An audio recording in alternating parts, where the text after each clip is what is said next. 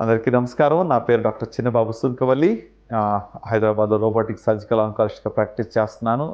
ముఖ్యంగా ఈరోజు కీమోథెరపీలో కొత్తగా వచ్చినటువంటి రకాలు ఏంటి అనేది దాని గురించి తెలుసుకుందాం. మనందరికీ తెలిసినట్టుగా కీమోథెరపీలో చాలా సైడ్ ఎఫెక్ట్స్ ఉంటాయి. కాబట్టి కీమోథెరపీ సైడ్ ఎఫెక్ట్ తగ్గించడానికి జెనెటిక్ మ్యుటేషన్స్‌ని ఐడెంటిఫై చేసి స్పెసిఫిక్ టార్గెట్‌ని అటాక్ చేయడానికి వచ్చిన ట్రీట్మెంటే టార్గెటెడ్ థెరపీ అంటాం.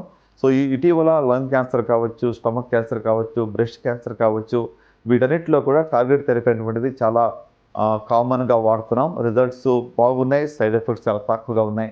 సిమిలర్లీ మరి ఇమ్యునోథెరపీ అనేటువంటిది కూడా చాలామంది వినే ఉంటారు. ఇటీవల కోలోరెక్టల్ క్యాన్సర్‌కి ఒక 100% రిజల్ట్ ఇచ్చేటువంటి ఒక డ్రగ్ వచ్చింది అని చెప్పి కూడా మనందరూ కూడా వినే ఉంటారు.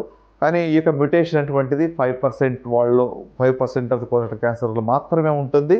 అందులో మ్యుటేషన్ ఉన్న వాళ్ళలో ఈ యొక్క ఇమ్యునోథెరపీ అనేటువంటిది స్పెసిఫిక్‌గా పనిచేస్తుంది.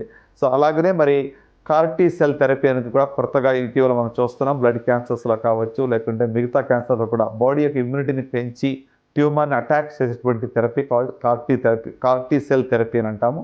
సో అట్లా టార్గెట్ థెరపీ కానివ్వండి, ఇమ్యునోథెరపీ కానివ్వండి, లేకుంటే కార్-టీ సెల్ థెరపీ కానివ్వండి, ఇవి కొత్తగా మరి కీమోథెరపీలో వచ్చినటువంటి మార్పులు లేకుంటే కొత్త డెవలప్‌మెంట్స్.